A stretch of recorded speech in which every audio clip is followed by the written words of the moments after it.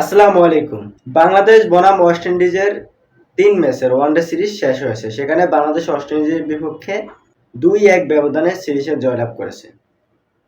যদিও এই ব্যবধানটা আরও বাড়াতে পারত বাংলাদেশ। হোয়াইট ওয়াশ করতে পারত টিম ওয়েস্ট ইন্ডিজকে।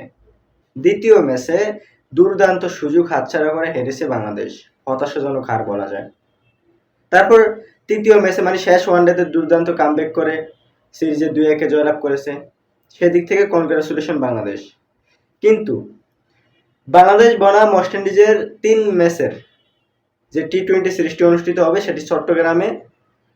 সেই সিরিজের দল ঘোষণা করেছে বাংলাদেশ বনাম ওয়েস্ট ইন্ডিজ ম্যাচের ঠিক মাঝ সময়ে, বাংলাদেশ বনাম ওয়েস্ট ইন্ডিজের খেলা চলতেছে ঠিক ওই সময়ই দল ঘোষণা করেছে বাংলাদেশ বনাম ওয়েস্ট ইন্ডিজের টি-20 সিরিজের দল। সেই দল থেকে বাদ পড়েছেন মোহাম্মদ সাইফুদ্দিন।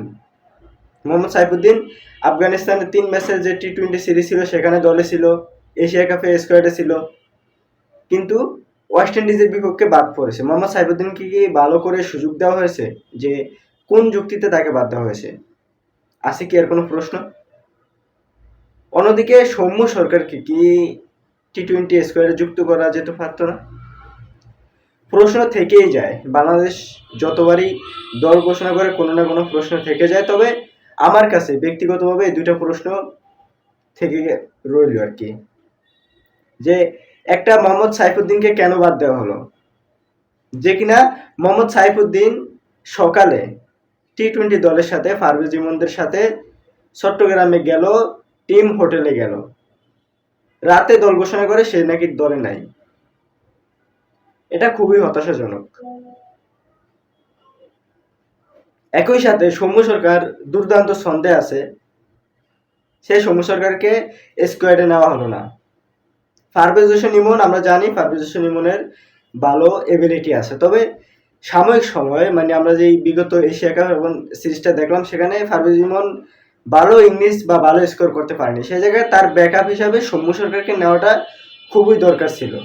বাংলাদেশ এবং ওয়েস্ট ইন্ডিজ সিরিজে যে ৩ ম্যাচের স্কোয়াড ঘোষণা করেছে সেই স্কোয়াডটা যদি আমি একটু বলি, বাংলাদেশ বনাম ওয়েস্ট ইন্ডিজের মধ্যকার যে ৩ ম্যাচের টি-20 সিরিজের স্কোয়াড ঘোষণা করেছে সেই স্কোয়াডটা যদি আমি বলি, লিটন কুমার দাস অধিনায়ক, তানজিদ হাসান তামিম, পারভেজ হোসেন ইমন, সাইফ হাসান, তাওহিদ হৃদয়, জাকের আলী অনিক, শামীম হোসেন, নুরুল হাসান সোহান, মাহাদি হাসান, রিশাদ হোসেন, নাসুম আহমেদ, মোস্তাফিজুর রহমান, তানজিম হাসান সাকিব, তাসকিন আহমেদ, শরীফুল ইসলাম।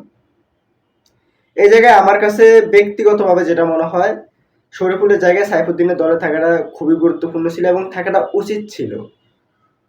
অন্যদিকে পারভেজ হোসেন ইমনকে বিশ্রামে রাখাটা দরকার ছিল, সে জায়গা থেকে সৌম্য সরকারকে স্কোয়াডে যোগ করাটা দরকার ছিল, বা একজন প্লেয়ার বাড়তি নেওয়া উচিত ছিল। সাইফুদ্দিনকে আরও সুযোগ দেওয়া উচিত। আমরা জানি সাইফুদ্দিন কী করতে পারে এবং সৌম্য সরকারকে চান্স দেওয়া উচিত।